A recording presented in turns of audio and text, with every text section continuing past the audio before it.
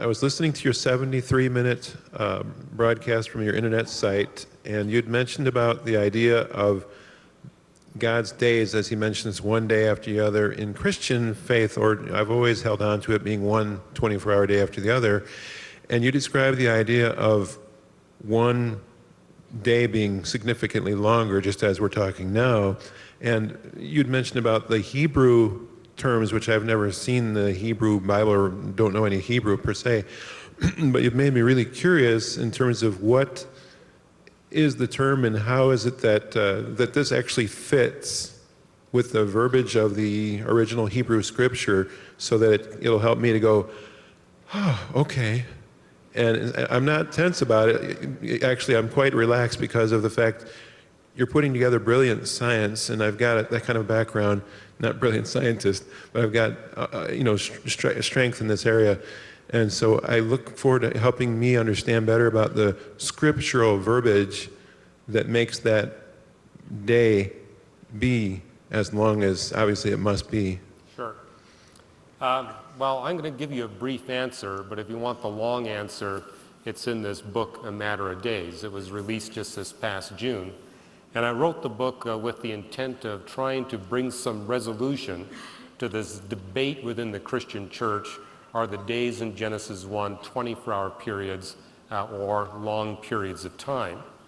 Now, you're right. The word yom, that's translated day in Genesis 1, has a variety of literal definitions, actually 4. It can mean the portion of the daylight hours, all of the daylight hours, the 24-hour period, or a long but finite period of time. And incidentally, that's common to nouns in the Hebrew language. The word earth that you see in Genesis 1 has 5 different literal definitions. The word heaven has 3 different literal definitions. And it's simply the result of the fact that in biblical Hebrew, there are very few nouns. So whatever nouns you have, they have to do multiple duty. And in biblical Hebrew, the only word you have to describe a long, finite period of time is that word yom. So if Moses wanted to describe a long period of time, it's the only word he could have used. Now, you heard in my talk how there are 20 major creation accounts in the Bible. What we do in this book is we take you through those 20 accounts, because the position we take at Reasons to Believe is that you want to take the Bible both literally and consistently. And so our problem with the 24-hour view is that you've got the 20 different creation accounts contradicting one another. But if it's 6 consecutive long periods of time, then all 20 creation accounts are consistent. And I'll give you a couple of examples. It tells us in Genesis 1 that in terms of the creation of human beings, both the male and the female were created on creation day 6. But in Genesis chapter 2, the second account of creation, we're told that Adam was created first, outside of the Garden of Eden. Then God placed him in the Garden of Eden, and then God had him work the Garden of Eden so that he could learn about the physical creation. Then after that, God told him to name all the birds and mammals in the Garden of Eden so he can learn about that part of creation that's both physical and soulish, birds and mammals being creatures that have mind, will, and emotions.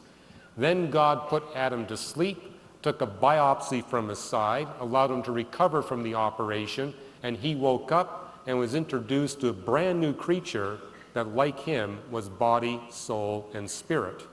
And in Genesis 2, it actually states the word that came out of Adam's mouth. It's the Hebrew word hapam. And everywhere else it's used in the Old Testament, it's translated at long last. So several Bible scholars have concluded this isn't a few microseconds at the end of a 24-hour day, rather it's the passage of several weeks, months, maybe even years between the creation of Adam and the creation of Eve. Therefore, the 6th day must be a long period of time. Now, the thing that persuaded me at age 17, reading the Bible for the first time, is that when you look at Genesis 1, you've got an evening and a morning for the first 6 days. But there's no evening and morning for the 7th day. I looked for it and it wasn't there.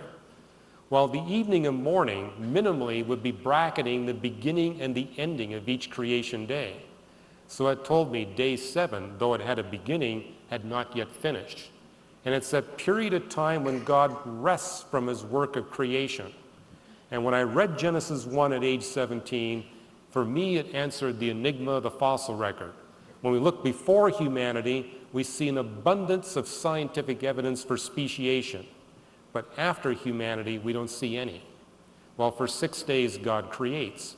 On the 7th day he rests. That's why we don't see anything happening now. But that tells us that the 7th day also is a long period of time. And if you want 18 more biblical arguments, then you'll have to get the book. But what I try to do in the book is I finish it off with a set of predictions, saying if the young earth model is correct, this is what scientists and theologians will discover in the next 12 to 18 months. But if the old earth model is right, then the next 12 to 18 months, they will discover opposite things. And so we wait 12 to 18 months and we see whose predictions have come true. Then we can move on to the next church-splitting controversy that's got no bearing on salvation doctrine.